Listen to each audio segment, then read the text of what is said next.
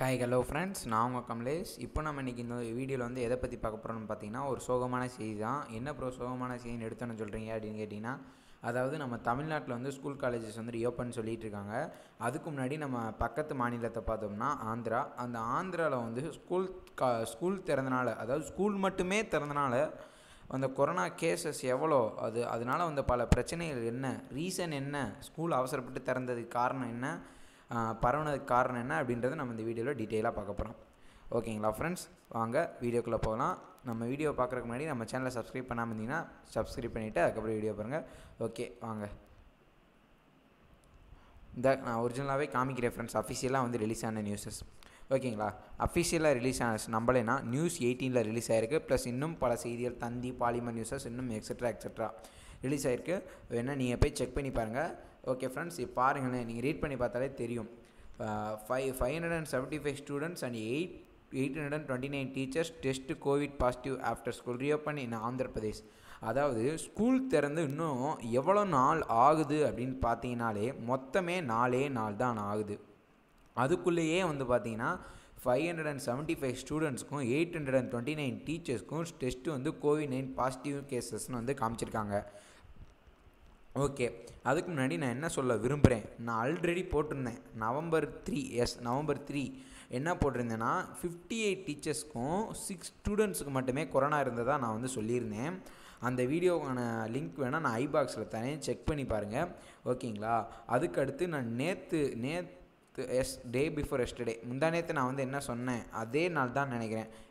ஆமாம், அன்னைக்கு ஈவினிங்கே வந்து என்ன சொன்னாங்கன்னா 58 ஸ்டூடெண்ட்ஸுக்கும் 88 டீச்சர்ஸ்க்கும் அப்படின்ற மாதிரி சொன்னாங்க. அதே மாதிரி அது வந்து ஒவ்வொரு சேனலில் போட்டிருந்தாங்க அப்படின்றத நான் டீட்டெயிலாக அந்த வீடியோ வந்து சொல்லியிருந்தேன் அந்த வீடியோலேயே. ஓகேங்களா, நீங்கள் அந்த வீடியோ தெரிஞ்சுக்கணுன்னா கீழே நம்ம சேனல் லோகோவை தொட்டு வீடியோஸ் அப்டேட்டில் பார்த்தீங்கனாலே தெரியும், உங்களுக்கு ஈஸியாக கண்டுபிடிச்சிடலாம். அதே மாதிரி நான் என்ன சொல்லியிருந்தேன் பல முந்தின வீடியோவிலே அப்படின்னா, இதில் இன்னும் எவ்வளோ பொய்கள் இருக்குது அப்படின்றத நான் சொல்லியிருந்தேன். அதே தான் இப்போயே நடந்திருக்கு ஃப்ரெண்ட்ஸ். பார்த்தீங்கன்னாலே தெரியுது, 575 ஸ்டூடெண்ட்ஸ் ஒரே நாளில் வந்திருக்கு அப்படின்னா ஏற்கனவே வந்து வந்த கேசஸை வந்து மறைச்சிருக்காங்க. ஆல்ரெடி வந்த கேசஸ் வந்து மறைச்சனால மட்டும்தான் இந்த மாதிரிலாம் வரும். இப்போ டக்குன்னு ஒரே நாளில் எப்படி எவ்வளோ பாசிட்டிவ் ரிசல்ட்ஸ் எடுத்திருந்தாலுமே வந்து அவங்களுக்கே தெரிஞ்சிருக்கும் இத்தனை ஸ்டூடெண்ட்ஸ் வந்திருக்கு அப்படின்ட்டு. அவங்க எடுத்தோடனே சொன்னால் ரொம்ப பயந்துருவாங்க அப்படின்றக்காக கொஞ்சம் கொஞ்சமாக ரிலீஸ் பண்ணுறாங்க. 6, 88 அப்படின்ட்டு 500 அந்த மாதிரி போகிறாங்க. எல்லாம் கொஞ்சம் மறைச்சி வச்சுருந்த காரணத்தினால தான் இப்போ திடீர்னு வந்துட்டு ஸ்டூடெண்ட்க்கும் டீச்சர்ஸ்க்கு வந்து டக்குன்னு ஏறி இருக்குது. ஓகேங்களா, இதுக்கு போன மாதத்துக்கு முந்தின மாதம் செப்டம்பர் மந்த் ஆல்ரெடி இவங்க வந்து ஸ்கூல் திறந்ததில் வந்துட்டு பார்த்தீங்கன்னா 28 ஸ்டூடெண்ட்ஸு 12 ஸ்டூடெண்ட்ஸும் 28 டீச்சர்ஸ் வந்து இறந்து போயிட்டாங்க. ஓகேங்களா, ஆல்ரெடி இவங்க வந்து அதெல்லாம் வந்து அனுபவிச்சதுக்கப்புறமும் திருப்பி வந்து ஸ்கூலில் திறந்து இவ்வளோ பாசிட்டிவ் கேசஸ். இதில் இன்னும் இப்போயுமே வந்து இது வந்து நீங்கள் உண்மையாக இருக்கும்னு நினைக்கிறீங்களா? கன்ஃபார்ம் இருக்காது. பாதி உண்மையாக இருக்கும், பாதி பொய்யாக தான் இருக்கும். மேபி 1000 கேசஸ்ன்னு வந்துருந்துச்சுன்னா அதை என்னமா கால்குலேட் பண்ணி 830 அப்படி கொண்டு வந்திருப்பாங்க. ஸ்டூடெண்ட்ஸ்க்கு 800 கேசஸ் இருந்துச்சுன்னா அவங்கள 500 கூட கொண்டு போயிருக்காங்க. இன்னும் அவங்களுக்குள்ளேயே எவ்வளோ ஹைட் பண்ணி வச்சுருக்காங்க அப்படின்றது இன்னும் தெரியல. ஓகே, இதுக்கெல்லாம் ரீசன் என்னவாக இருக்கும் அப்படின்னு கேட்குறீங்களா? அதாவது இதுக்கெல்லாம் ரீசன் ஸ்டூடெண்ட்ஸ் கிடையாதுங்க. அதாவது எப்பவும் போல் ஒவ்வொரு பெஞ்சுக்கும் ஒரு ஸ்டூடெண்ட்ஸ் உட்காந்துருக்காங்க. அது வந்து கம்பல்சரியாக மாஸ்க் வியர் பண்ணாமல் யாரையும் அலோவ் பண்ணுறது கிடையாது.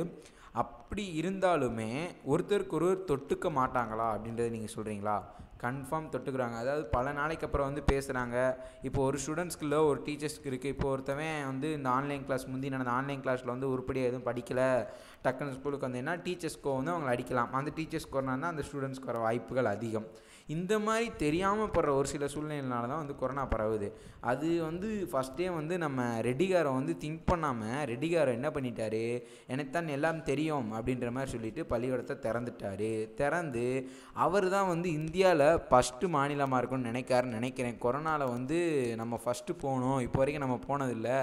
தமிழ்நாடு போயிட்டு இப்போ பின்னாடி போகிறாங்க, அதை பற்றி பிரச்சனை கிடையாது. ஆந்திரா போகணும் ஃபஸ்ட்டு, நான் போவே இல்லை, நான் ஒருக்க போய் ஃபஸ்ட்டு டச் பண்ணிட்டு வந்துடுறேன் அப்படின்ற மாதிரி இருக்குது. நம்ம ரெட்டிகாரை செய்கிறத பார்த்தா ஓகே, இனிமேல் நம்ம ஸ்டூடெண்ட்ஸ் உயிர் தான் முக்கியம் அப்படின்னு நினச்சி இனிமேல் ஸ்கூலை மூடுறாங்களான்னு பார்ப்போம்.